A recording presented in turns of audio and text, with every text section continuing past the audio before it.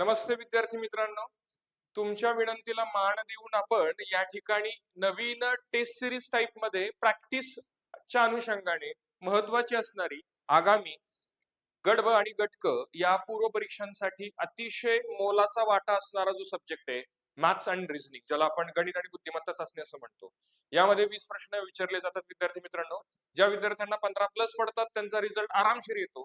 ज्यांचे मार्क्स 10च्या खाली असतात त्यांना मात्र या ठिकाणी कट ऑफच्या साठी विचार करावा लागतो. आणि म्हणून आयोगाच्या धर्तीवरती आयोगाच्या पॅटर्न नुसार आपण ही टेस्ट जी आहे ती डिझाईन केलेली आहे.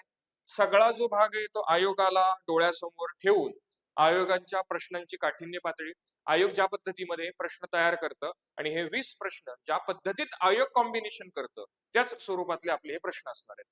दुसरी गोष्ट, ही टेस्ट ही जी आहे ही बायलिंग्वल आहे, म्हणजे 2 लँग्वेज मध्ये आहे. सो तुम्ही जर टेस्ट बघितली तर पूर्णपणे आयोगाचा पॅटर्न तुम्हाला इथं बघायला मिळेल. किंबहुना असं वाटेल सोडवताना की तुम्ही आयोगाचाच पेपर सोडवताय. आणि म्हणून या ठिकाणी हा जो भाग आहे तो महत्वाचा आहे. आता याविषयी महत्वाचं सांगायचं तर ही टेस्ट तुम्हाला कुठे मिळेल, तर आपलं जे टेलिग्राम चॅनल आहे या टेलिग्राम चॅनल वरती तुम्हाला ही पीडीएफ स्वरूपातली टेस्ट मिळेल. सो लवकरात लवकर हे जॉईन करून घ्या. तुम्हाला बाकीच्या आगामी सगळ्या अपडेट्स ज्या आहेत त्या टेलिग्राम चॅनल वरती मिळतील. दुसरी महत्वाची गोष्ट, याचं एक्सप्लेनेशन एकतर युट्यूब वरती असेल आणि एखाद्या दुसऱ्या टेस्टचं तिथं नसेल तर ते कंपल्सरी हे आपल्या प्ले स्टोअरच्या ऍप वरती आहेच. आणि म्हणून ते देखील तुम्ही डाउनलोड करून घ्या, जेणेकरून आगामी ज्या परीक्षा होणार आहेत मग ती इतर ज्या गट ब गट क राज्यसेवा असेल किंवा तुमचे सरळ सेवेची काही असतील त्या सगळ्या परीक्षांसाठी इतंभूत तयारी करण्यासाठी हे तुम्हाला उपयोगी पडेल. जास्त वेळ न घालवता आपण मेन मुद्द्याकडे वळूया. विद्यार्थी मित्रांनो, पहिला प्रश्न कसा टॅकल करायचा बघा. आता हे सोडवत असताना यामध्ये विद्यार्थ्यांचा अप्रोच नेमका कसा पाहिजे हे देखील आपण डिस्कशन करणार आहोत. पहिला प्रश्न दिसतोय, प्रश्न हा बघितल्यानंतर टक्के दिसतोय म्हणजे टक्केवारीचा आहे. टक्केवारी हा टॉपिक तुम्हाला लगेच येण्यासारखा असतो, लगेच सोडून टाकायचा. एका परीक्षेमध्ये पास होण्यासाठी 35% गुणांची आवश्यकता आहे. ओके, आणि राजूला 110 गुण मिळालेले आहेत आणि पास होण्यासाठी जे गुण लागतात त्याच्यापेक्षा गुणांपेक्षा राजूला किती गुण जास्त मिळाले? 40. जर राजूला 110 पडून 40 जास्त असतील तर त्यातून 40 वजा केले तर तुम्हाला उत्तर येतं 70. आणि ते म्हणते 70ला पासिंग आहे म्हणजे ते 35% असणार. 35% म्हणजे 70 असेल तर तुम्हाला एकूण परीक्षा विचारले किती मार्कची आहे, ती 100% असते. ती किती? आणि म्हणून या ठिकाणी 35 दुने 70 आणि या ठिकाणी 200 गुणांची ती परीक्षा असेल. एका झटक्यात उत्तर आलं पाहिजे. कारण की विद्यार्थी मित्रांनो बघा, पेपरमध्ये आपल्याला वेळ नसतो. ठीक आहे, गणित म्हणजे काय तर येणं, टॉपिक वाईज येणं, मिक्सिंग मध्ये येणं आणि ते नुसतं येऊन नाही चालत, तर ते वेळेत बसवता येणं अत्यंत गरजेचं असतं. तर तुम्हाला पेपरला ही गणितं सुटतात. पुढचा जो प्रश्न आहे तो बघूयात. आता इकडे लक्ष द्या. पुढचा जो प्रश्न आहे तो प्रश्न काय, तर x ची किंमत काढायची. आणि कदाचित असला प्रश्न आगामी परीक्षेमध्ये येऊ शकतो. पण विद्यार्थी इथं बघितल्यानंतर काय करतील बघा, ते 0.3च्या डोक्यावरती बार आहे. बऱ्याच जणांना माहित असते की बार म्हणजे ती संख्या रिपीट होते, मान्य आहे.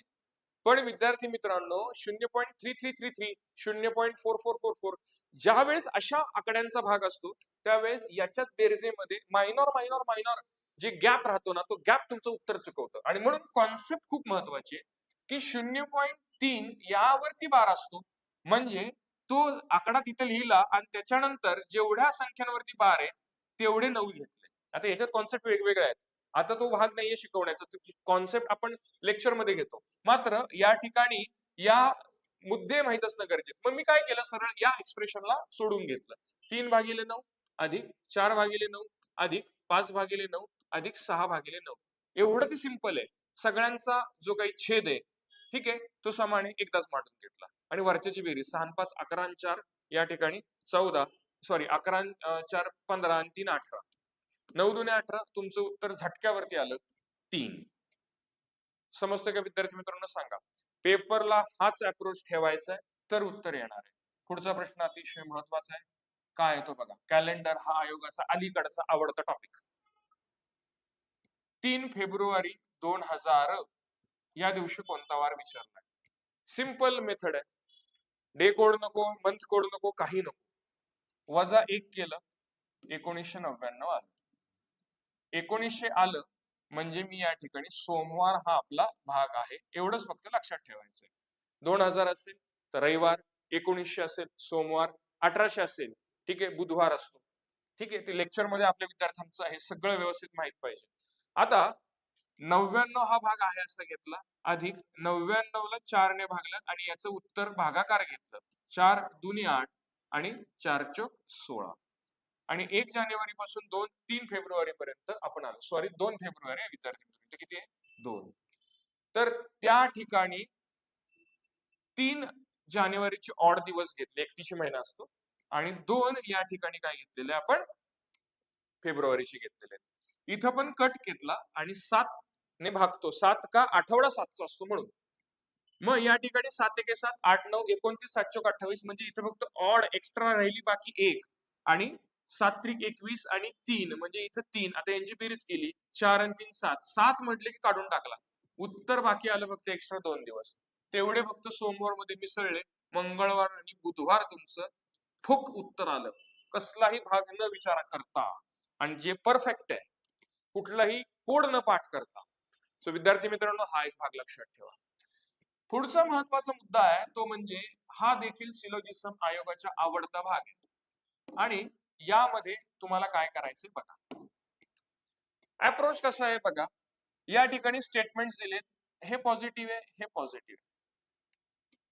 जर 2 पॉझिटिव्ह स्टेटमेंट असतील तर त्याचं कॉम्बिनेशन करून जर आपण निष्कर्ष काढला, दॅट शुड बी पॉझिटिव्ह. आणि निष्कर्षामध्ये तुम्हाला दिसतंय हे पॉझिटिव्ह आहे, ओके, हे पॉझिटिव्ह, ओके, मात्र ही जी काही लाईन आहे निष्कर्ष तो निगेटिव्ह. आणि एक महत्वाचा मुद्दा मी विद्यार्थ्यांना शिकवल्या वर्गामध्ये, क्लासमध्ये किंवा ऑनलाईन बॅच मध्ये, की पॉझिटिव्हचं निष्कर्ष कधी निगेटिव्ह येत नाही आणि म्हणून हे कधीच नसणार आहे. मग क जर नसेल तर क 1 मधला गेला, क 3 मधला गेला, सर्व निष्कर्ष बरोबर आहे, याच्यात क असणारच, तो पण गेला, बाकी काही न चेक करता पर्याय क्रमांक 2 तुमचं उत्तर आलं. समजते का विद्यार्थी मित्रांनो?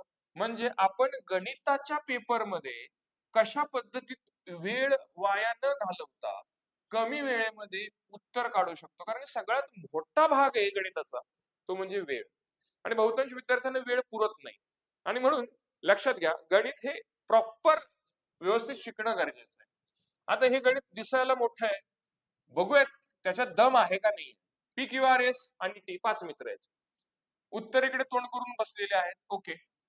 प्रश्न चालू होतो इथून पुढे, फक्त क्यू हा पी आणि टीच्या मध्ये, मग क्यू जो आहे तो पी आणि टीच्या मध्ये असणार आहे, तो फक्त एकटा आहे म्हणजे ते लागून असणार आहे.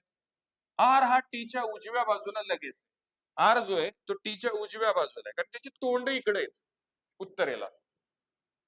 यस हा पीच्या डाव्या बाजूला बसलेला आहे, पीच्या डाव्या बाजूला कोण आहे, यस आहे.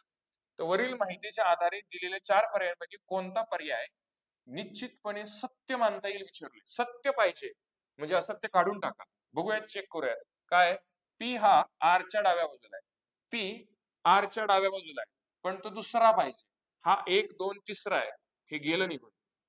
पुढचा काय, यस हा टीच्या डाव्या बाजूला तिसरा, यस जो आहे तो टीच्या डाव्या बाजूला, हा पहिला आला, हा दुसरा आला आणि हा तिसरा आला, हे परफेक्ट बसतंय. जर परफेक्ट बसत असेल, खाली उत्तर काही नाहीये, याचा अर्थ ते उत्तर गोल करा आणि पुढे जावा, वेळ वाचवा. मी तुम्हाला चेक करून दाखवतो पुढचे नक्की काय आहेत ते.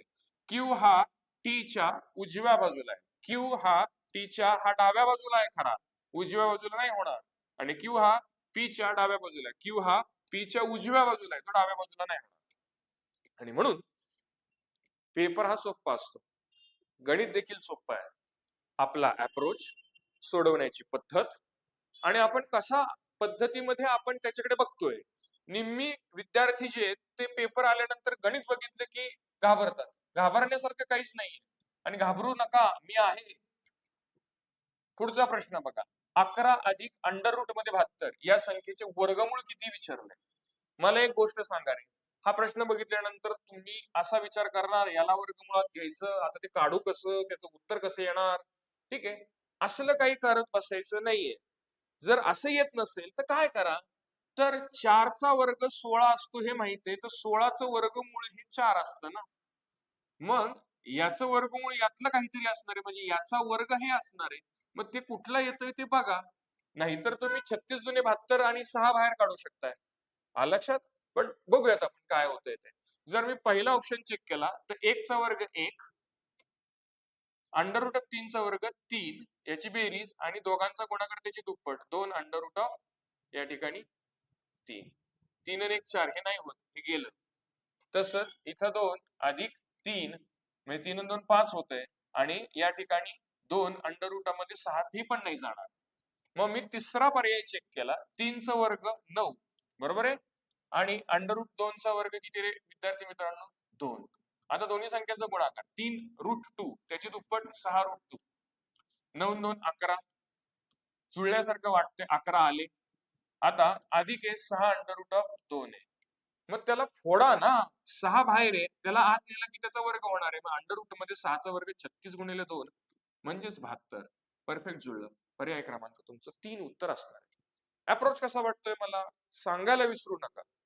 आणि इतर पेपरचे एक्सप्लेनेशन असतील, गणिताबद्दलच्या प्रॅक्टिसच्या पीडीएफ असतील किंवा करंट अफेअर्स किंवा इतंभूत पद्धतीतली प्रिपरेशन करायची असेल तर आपले ऍप डाउनलोड करून घ्या.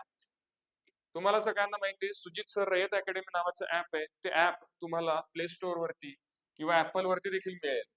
पुढचा प्रश्न रिझनिंगचा आहे आणि रिझनिंग हा असा भाग आहे की विद्यार्थ्याला सुटला तर एका झटक्यात सुटतो आणि नाही तर तो अख्खा दिवस घालवतो. मग दिवसावरून तुम्हाला एका मिनिटावरती आणि एका मिनिटावरून एका सेकंदावरती यायचं असेल तर अप्रोच पाहिजे. काय बघा इथं वेगवेगळे 4 आकडे दिलेत आणि मधला आकडा विचारलाय. मी दोघांचा फरक घेतला 12तून 8 गेला 4 आणि 9तून 3 गेला 6. 24 पाहिजे गुणाकार घेतला. एकदा आले की लगेच चेक करणं गरजेचं आहे. दुसऱ्याला पण ती पद्धत बसते का. इथे 39 आहे इथे 21 आहे. दोघांचा जर वजाबाकीचा भाग घेतला तर 21 अधिक 8 म्हणजे 29 आणि 10 म्हणजे इथं 18 फरक आला. 15 आणि 18 3 18 त्रिक 54 बसलं. मग सेम पद्धतीमध्ये इथं बघा 72 आणि 64 याच्यातला जर फरक काढला तर तुम्हाला कळतंय 64 आणि 6 7 8 गुणिले इथं 5 म्हणजे 8 पंचे तुमचं उत्तर किती आलं 40 आलं. पर्याय क्रमांक 3 will be the right answer. समजतंय का नाही मला पटकन सांगायचं येस और नो.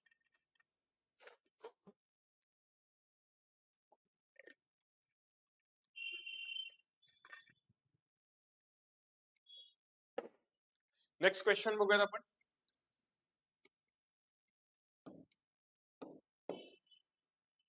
आठवा बघा कामकाळ वेग म्हणजेच टाकी आणि पाणी.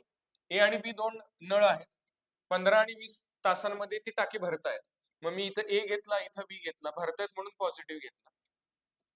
सी टाकी खाली करतोय 40 तासांमध्ये. सी खाली करतोय आता बघा 40 आहे. ए अनुक्रमे 15 आणि 20 आहे. मग मला हे जर आकडे दिसले तर माझं पहिलं काम राहतं ते म्हणजे टाकी किती लिटरची आहे ते काढून घेणं. आणि टाकी किती लिटरची आहे हे कसं काढता येतं तर या सगळ्या आकड्यांचा लसावे. ठीक आहे 15 आणि 40 इथे 120 म्हणजे टोटल टाकी जी ती 120 लिटरची आहे. आता मला प्रत्येक नळाची इफिशियन्सी काढायची. इफिशियन्सी म्हणजे एका तासामध्ये तो नळ किती पाणी बाहेर टाकतोय किंवा किती पाणी आत टाकतोय. ए 8 टाकतोय 15 28 असेल म्हणजे ए ची इफिशियन्सी तुमची 8 आली. ठीक आहे इथं जागा नाही म्हणून नाही इथंच दिलं असतं. बी 20 सख आणि सी जो आहे तो बाहेर टाकतोय पाणी आणि 4 त्रिक. मग मी जर बघितलं तर तिन्ही नळ जर एकदम चालू केले तर 8 आणि हे 6 ठीक आहे 14 आणि 14तून 3 गेले 11 लिटर आतमध्ये जाईल. कारण की हे आणि हे दोन नळ आत सोडणार आहेत आणि छोटाच भाग पाण्याचा बाहेर निघणार आहे. मात्र पर्याय सॉरी प्रश्नामध्ये असं दिलंय की सुरुवातीला दोन नळच चालू केलेत ए आणि बी आणि म्हणून मी ए आणि बी दोघांचा विचार केला तर 8 आणि 6 14 हे पाणी 8 टाकणार आहे. हे पण 8 टाकणार आहे हे पण 8 टाकणार आहे. तर ते म्हणते सुरुवातीच्या 2 तासासाठी जे होतं ते दोन्ही नळ चालू होते सुरुवातीचे म्हणजे 14 गुणिले 2 28 लिटर आता भरलं गेलं पाणी. मग 120 मधून जर मी 28 वजा केले तर या ठिकाणी 92 लिटर पाणी अजून शिल्लक आहे भरायला आणि म्हणून ते भरण्यासाठी आता 92 ला भरण्यासाठी तिन्ही नळ चालू आहेत. तिन्ही नळ 11 लिटर आत टाकते म्हणून 92 भागिले 11 एवढे तास तुम्हाला वेळ लागेल आणि पर्याय क्रमांक 2 हे तुमचं उत्तर असेल. मेथड अप्रोच आणि क्वेश्चनला टॅकल करण्याची पद्धत तुम्हाला कशी वाटते ती मात्र जरूर सांगा. पुढे अतिशय महत्वाचा प्रश्न आहे, दिसायला कन्फ्युजिंग आहे, सोडवल्या सोपा वाटेल, सोडवताना मात्र घाम काढेल. आणि असा एखादा दुसरा प्रश्न आयोग टाकतं जेणेकरून एखादा मुलगा तिथे फापलला पाहिजे. अमोल सुरेशला म्हणाला, मग मी इथं अमोल घेतला. अमोल सुरेशला म्हणतोय, काय म्हणतोय, तर माझ्या आत्याची आत्या, मग याच्या आत्याची आत्या काढून घ्या. याची आत्या कशी असेल, वडील असतील, वडिलांची बहीण ही याची आत्या, आणि या आत्याची परत आत्या काढायची, म्हणजे या दोघांची वडील त्याची बहीण. ठीक आहे, म्हणजे अमोलच्या आत्याची आत्या ही आत्या सुरेशच्या आत्याला आत्या म्हणते, म्हणजे ह्याची सुद्धा ती आत्याच आहे.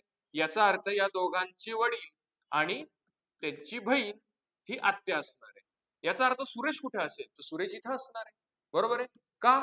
तर सुरेशची आत्या ही आणि अमोलच्या आत्याची आत्या सुरेशच्या आत्याला आत्या म्हणते. याचा अर्थ सुरेश आणि अमोल यांच्यात नातं काय, तर सुरेशच्या मुलाचा मुलगा आणि सुरेशच्या मुलाचा मुलगा म्हणजे नातू. बघा, गंमत अशी आहे की पेपरमध्ये तुम्हाला हा जो भाग आहे तो कळणं गरजेचं आहे. याच्यासाठी लागतं डोकं शांत. डोकं शांत कधी होतं, कॉन्फिडन्स असेल तर. कॉन्फिडन्स कधी येतो, जर प्रॉपर शिकला असाल तर. थाटूक माटूक शिकून कधी उत्तर काढता येत नाहीत. विद्यार्थी मित्रांनो, महत्वाचा भाग लक्षात घ्या. पुढचा प्रश्न बघा, 10 क्रमांकाचा प्रश्न काय, 203 एवढा टाकीचा भाग पाण्याने भरलेला आहे. मी म्हणतो अख्खी टाकी एक्स आहे, जास्त लोड घ्यायचाच नाही. ऑप्शन वरून गेलं तर येईल उत्तर. आणि याच्यातून 20 लिटर पाणी जर बाहेर काढलं तर टाकी जी आहे ती अर्धी राहते, म्हणजे अर्धी भरते. मग मी इथं सगळ्याला 6ने गुणलं तर 3 दुने 6, 2 दुने 4x वजा 6 दुने 12, 120 बरोबर, बेत्रिक 6, 3x. 3x इकडे आणला म्हणजे x राहिला, 120 तिकडे टाकला म्हणजे अख्खी टाकी 120 चे. 2 सेकंदात उत्तर. परफेक्ट. समजतंय का? बघा, याची पीडीएफ तुम्हाला टेलिग्राम वरती मिळेल. याची पीडीएफ सगळ्यांना टेलिग्राम वरती मिळेल. सो टेलिग्राम जो आहे ते सुजित सर अंडरस्कोर रयत अकॅडमी @सुजित सर अंडरस्कोर रयत अकॅडमी हा टेलिग्राम चॅनल आहे. तो जॉईन करून घ्या. तिथे पीडीएफ आणि इतर जे काही अपडेट्स आहेत ते मिळतील. राम आपल्या प्रवासाचा 1/4 भाग 20 किलोमीटरने, पुढचा 1/4 10ने आणि त्या पुढचा राहिलेला भाग म्हणजे किती राहणार आहे, एक म्हणजे चतकोर गेला राहतो अर्धा, टोटल एक होणार आहे. लक्षात घ्या, मला माहिती स्पीड पाहिजे असेल तर डिस्टन्स भागिले टाइम असतं. म्हणजे मला ऍव्हरेज स्पीड मिळवायचं असेल तर मला टोटल डिस्टन्स आणि टोटल टाइम माहित असेल तर मला ऍव्हरेज स्पीड मिळतं. विद्यार्थी मित्रांनो, मला सांगा, टाइमचा विचार केला तर डिस्टन्स आपण काय असतं रे, स्पीड. हे इकडे टाकलं, हे इकडे घेतलं फक्त. आता बघा मी काय करतोय. सो टाइम जो आहे तो टाइम बघा, पहिलं डिस्टन्स आहे d भागिले 4, 1/4. कितीने जातोय रे स्पीड, तर पहिलं स्पीड आहे 20, अधिक हे वेळ झाला ना, अधिक या ठिकाणी d/4 पुढचं 1/4 कितीने जातोय, 10ने. आणि आता राहील किती, d/2, आणि ते कितीने जातोय, तर या ठिकाणी 80ने जातोय. आता मी या ठिकाणी ह्याला सोडवतो. टीचा टी तसाच ठेवला, हा 4 आणि इथं खाली घेतला म्हणजे 4 दुने 80 अधिक डी भागिले 40 अधिक डी भागिले 160. याचा जर एलसीएम घेतला तर टी बरोबर 160 खाली आला, बरोबर आहे. 80 दुने 160 वरती राहिला 2D अधिक 4 चौक 16 वरती राहिला 4D अधिक या ठिकाणी 160 डी. यांची जर बेरीज मारली तर मला काय मिळालं, टी बरोबर 4 5 6 6 1 7 7D भागिले 160. मी 160 इकडे आणतो, 7 इकडे आणतो, टी तिकडे टाकतो म्हणजे 160 भागिले इथं 7 बरोबर या ठिकाणी डी भागिले टी. आणि मला तेच पाहिजे, डी भागिले टी म्हणजे ऍव्हरेज स्पीड मिळालं, ते 160 भागिले 7 दुने 14. आणि या ठिकाणी बघा उत्तर कसं मिळतंय, 14 15 16 20 7 दुने 14 म्हणजे 22 आलं. आणि 22 असणारा पर्याय फक्त 3 आहे. सो थर्ड ऑप्शन तुमचं उत्तर असेल. समजते का नाही सांगा. यस, ठीक. पुढचा महत्वाचा मुद्दा बघा या ठिकाणी,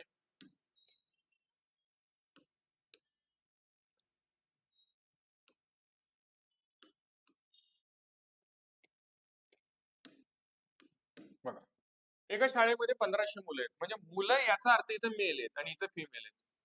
तर 1500 मुलं आहेत. या 1500 मुलांपैकी 30% मुलं म्हणजे गुणिले 30/100 आणि या ठिकाणी 1300 मुली आहेत.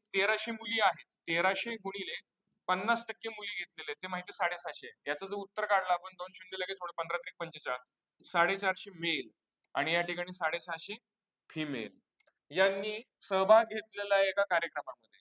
तर पुढचा प्रश्न नीट ऐका. किती टक्के विद्यार्थ्यांनी विचारलं असतं वेगळं, काढतो आपण वेगळं. त्यांनी विचारणे कार्यक्रमात सहभाग नोंदविला नाही. पोरं आहे काढायचा प्रयत्न करतात, ऑप्शन मध्ये सापडत नाही आणि मग कन्फ्युज होतं आणि पुढचे 2-3 प्रश्नाला काहीतरी गोल ठोकतात, निगेटिव्ह येतं, मेरिट लागतं 62, तुम्हाला पडतात 61. विषय खलास. लक्षात घ्या. मग 450 आणि 750 1100 पोरांनी भाग घेतलाय. एकूण किती पोरं आहेत? 1500 आणि 1300 1800 पोरं आहेत. बरोबर आहे? म्हणजे मुलं आहेत, टोटल विद्यार्थी आहेत. त्यातले 1100 भाग घेतला म्हणजे 1700 विद्यार्थ्यांनी भाग घेतला नाहीये. ते पर्सेंटेज काढ. टोटल आहेत मुलं, सॉरी 1800 नाही 2800. काय असेल? 2800. आलं लक्षात? सो या ठिकाणी गुणिले या ठिकाणी 100%. 2 शून्य उडले. या ठिकाणी काय असणार आहे? 1700 भागिले 28. या ठिकाणी तुमचं उत्तर असेल. किती येते कमेंट सेक्शन मध्ये सांगा. 1700 भागिले 28. ठीक आहे. उत्तर काय असेल? 60.71. करून बघा, नो प्रॉब्लेम. आलं लक्षात? 2 ने काटा. काय करा? 2 ने काटा. काटल्यानंतर तुम्हाला अर्धे अर्धे मिळतील ते. ठीक आहे. सो लक्षात घ्या, भागाकारामध्ये विचार करत बसणं अपेक्षित नाहीये. तुम्हाला 2 ने जात असेल तर 2 ने लगेच करून घ्या, म्हणजे ती अख्खी रक्कम अर्धी होऊन जाते. सॉरी. बघा नेक्स्ट क्वेश्चन. आता इथे ट्रायंगल दिलेत बघा आणि त्यांनी विचारले एकूण ट्रायंगल किती आहेत. काही नाही करायचं. अशा डायग्राम मध्ये तुम्हाला काही गोष्टी माहित पाहिजे. बेसमेंटला किती भाग आहेत? 1 भाग, 2 भाग, 3 भाग, 4 भाग. या भागांची बेरीज करा. 7 आणि इथं 10. आणि परत तो ट्रायंगल काटलाय. किती भागात काटलाय? 1, 2 आणि 3 भागात काटलाय, म्हणून गुणिले 3 केलं. उत्तर तुझं 10 30 आलं. So total number of triangle is equal to काय असेल? 30. किती असतील? 30. ठीक आहे. पुढचा प्रश्न बघा, 14वा. एकच मिनिट.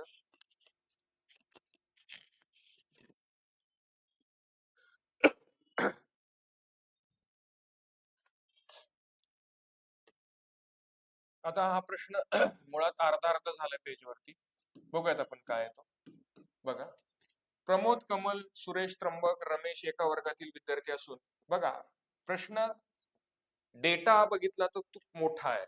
रमेश पेक्षा हुशार आणि जास्त उंची असणारा विद्यार्थी आहे. प्रमोद हा पेक्षा वरचा क्रमांक, म्हणजे इथं डेटा 3 दिलेले आहेत आणि म्हणून 3 स्वरूपातले डेटा आपल्याला माहित पाहिजेत. काय काय इथं? तर हुशारी आहे, उंची आहे आणि क्रमांक. मग मी इथं काय करतो? हुशारी, उंची आणि क्रमांक असं 3 सेक्शन मध्ये या ठिकाणी डिवाइड करतो. आणि आता बघूयात त्यांनी काय काय दिलं. एक एक व्यवस्थित डोकं शांत ठेवून करायचंय. रमेश एका वर्गातील विद्यार्थी असून त्र्यंबक हा रमेश पेक्षा हुशार आहे. हुशार त्र्यंबक जो आहे तो रमेश पेक्षा हुशार आहे, म्हणून इथं मी असं केलं. पुढे बघा, हुशार आहे व जास्त उंची असणारा विद्यार्थी. उंचीमध्ये उंची, मग त्र्यंबक हा रमेश पेक्षा उंचीने सुद्धा कसा विद्यार्थी मित्रांनो? जास्त असणारा विद्यार्थी आहे. प्रमोद हा रमेश पेक्षा नेहमी वरचा क्रमांक मिळवतो. प्रमोद जो आहे तो प्रमोद हा वरचा क्रमांक मिळवतोय. कुणापेक्षा? रमेश पेक्षा वरचा क्रमांक, नेहमी वरचा क्रमांक मिळवतो. आणि कमल पेक्षा हुशार आहे. कोण? प्रमोद. प्रमोद हा कमल पेक्षा हुशार आहे. आता इथं मला माहित नाही म्हणून इथं प्रमोद हा कमल पेक्षा हुशार इथं बाजूला मांडून घेतलं, नंतर ती जुळवायचं आपल्याला. कमल हा त्र्यंबक पेक्षा उंच आहे. कमल जो आहे तो त्र्यंबक पेक्षा उंच आहे म्हणून इथं घेतलं. ठीक आहे. पण तो शेवटून दुसरा क्रमांक मिळवतो. आता शेवटून दुसरा क्रमांक म्हणजे इथं शेवट काहीतरी असेल आणि कमल इथं असणार आहे. आलं लक्षात? इथं कोणतरी असेल. ठीक आहे. सुरेश सर्वात ढ, म्हणजे ढ असणारा म्हणजे हुशार आहे. हुशार मध्ये येणारे ढ, बरोबर ना? हुशारच्या ह्याच्यात म्हणजे इथं सुरेश येऊ शकतो शेवट असेल तर. सुरेश काय? सर्वात ढ आणि सगळ्यात व बुटका आहे. मग बुटका म्हणजे उंचीमध्ये सुद्धा कोण आहे? सुरेशच पाहिजे. शेवट बुटका आहे, पण तो सर्वांच्यात पहिला काय असणार आहे? पहिला क्रमांक मिळवतो. पहिला काय मिळवतोय? क्रमांक. म्हणजेच या ठिकाणी सुरेशच्या अनुषंगाने डेटा हा इथं आहे, म्हणजे तो ढ आहे पण परीक्षेत क्रमांक पहिला मिळवतोय. सो कॉन्ट्रडिक्ट जरी वाटत असेल तर ते सत्य मानायचं आपल्याला. आलं लक्षात? पुढे पुढचं काय दिलंय त्यांनी बघा.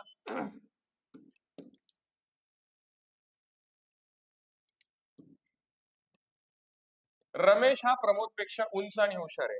कोण? रमेश. आता बघा रमेश जो आहे तो प्रमोद पेक्षा, म्हणजे बघा इथं जुळलं आहे. रमेश हा प्रमोद पेक्षा, रमेश जो आहे तो प्रमोद पेक्षा. आता प्रमोद पेक्षा म्हणजे इथं प्रमोद येणार आहे. प्रमोद पेक्षा काय? उंच आहे, कारण का हा शेवट राहणार आहे. बरोबर आहे. प्रमोद पेक्षा उंच आहे आणि हुशार आहे. ठीक आहे, हुशार आहे. आता असा विद्यार्थी निवडायचा आहे जो हुशारीत दुसरा व उंची क्रमांकानुसार मध्यभागी आहेत. उंचीत क्रमांकानुसार मध्यभागी आहेत. हुशारीत दुसरा आहे. आता हुशारी जर बघितलं तर हुशारीत दुसरा कोण आहे? हा पहिला, हा दुसरा रमेश. आणि उंची क्रमांकानुसार तिसरा आहे. पहिला दुसरा तिसरा रमेश, पहिला दुसरा तिसरा रमेश. सो उत्तर तुमचं काय येणार आहे? Ramesh will be the right answer. समजलंय का नाही? पटकन सांगायचं मला, सांगा.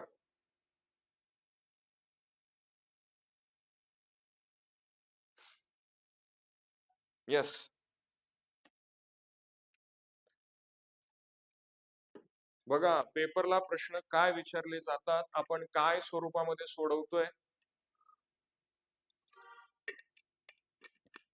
येस. जाऊ पुढच्या याच्यावरती बघा. पर्याय प्रश्न क्रमांक 15 वरती आलोय विद्यार्थी मित्रांनो. एकदम सावकाश चाललंय. बघा इथं या स्वरूपातले प्रश्न तुम्हाला बघायला मिळतात. हाच आकडा इथे आहे, हाच आकडा इथे आहे आणि वरचे आकडे इथे आहे. मग मी या आकड्याला ए म्हटलं, या आकड्याला बी म्हटलं. हा ए आणि बी आहे, म्हणजेच ए चा वर्ग वजा बी चा वर्ग भागिले ए वजा बी झालं. याला तुम्हाला फोड करता येते.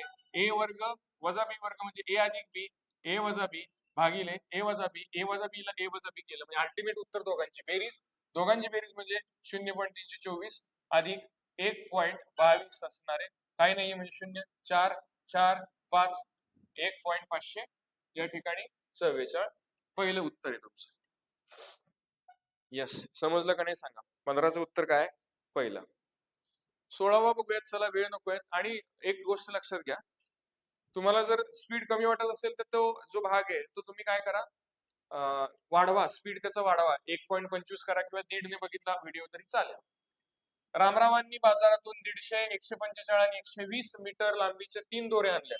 म्हणजे एवढं एवढं असं काहीतरी असेल बघ. जर त्यांनी त्या 3 दोऱ्यांचे कमाल लांबीचे तुकडे केले. आता कमाल, एखाद्या संख्येची कमाल जी मिळवायची असते 2-3 संख्यांमध्ये, ती म्हणजे एचसीएफ असतो, म्हणजे तो मसावी असतो. आणि मग आपल्याला इथं या ठिकाणी मसावीवरती गणित हे कळालं. तुकडे केले असतात, तुकड्यांची संख्या विचारली किती. बघा जर मी इथं मसावी काढायचा प्रयत्न केला, 150 असेल, 145 असेल आणि 120 असेल. तर बघा 0 आणि 5 आहे, थेट 5 ने भाग देतो. 5 त्रिक 15 0. सांगा 5 दुने 10, 5 9 45 आणि 5 दुने 10 आणि 5 20. आता परत काही यांचं जात नाही, म्हणजे प्रत्येक तुकडा हा 5-5 चा असेल, म्हणजे ह्याचे याचे याचे व्यवस्थित तुकडे होतील. तुकडा शिल्लक राहणार नाही त्यातला. आणि म्हणजेच याने 5-5 चे जर भाग केले तर या दोरीचे 30, या दोरीचे 29, या दोरीचे 24 एवढे भाग येतील. म्हणजेच यांची बेरीज मारली तुम्हाला टोटल नंबर ऑफ तुकडे कळतील. बरोबर आहे ना? सो या ठिकाणी 9 4 13, 13 3 हातचा आला 1 आणि 2 2 4, 4 आणि 3 7 आणि 1 8. उत्तर किती असेल? 83. So second will be the right answer. काय असेल? पर्याय क्रमांक 3 ना, नाही 2. पर्याय क्रमांक 2 will be the right answer. बघा नेक्स्ट. यातले देखील प्रश्न तुम्हाला विचारले जातात पेपरला. दर्जा बघा, पेपरचा दर्जा, पेपरची लँग्वेज ही आयोग मॅच करतोय का नाही बघा. पुढचा प्रश्न विचारलाय.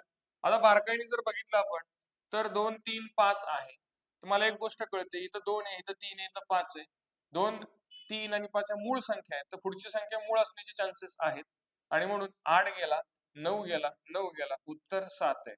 पण लगेच ते उत्तर नका बघू, अजून काही चान्स निघतोय का बघा, तर आपल्याला ते शुअर सांगता येईल. 5 आहे, इथं 4 आहे, 5तून 1 गेला 4, 4तून 1 गेला 3, 3तून 1 गेला 2. विषय खल्लास. जास्त काही बघत बसू नका. आणि उत्तर तुमचं पर्याय क्रमांक 4. बघा, पेपर टॅकल कसा करायचा ते सांगतोय मी, फक्त शिकवत नाहीये किंवा त्या ठिकाणी वेगवेगळ्या गोष्टी सुद्धा तुम्हाला मॅनेज करायला शिकवतोय मी. तो समजून घ्या या ठिकाणी काय. आता तेच प्रश्न आहे, तर विद्यार्थी मित्रांनो लक्षात घ्या, हा प्रश्न सोडवण्यासाठी एबीसीडी माहित पाहिजे. काय माहित पाहिजे? एबीसीडी. सो एबीसीडी मांडून घ्या. एबीसीडी.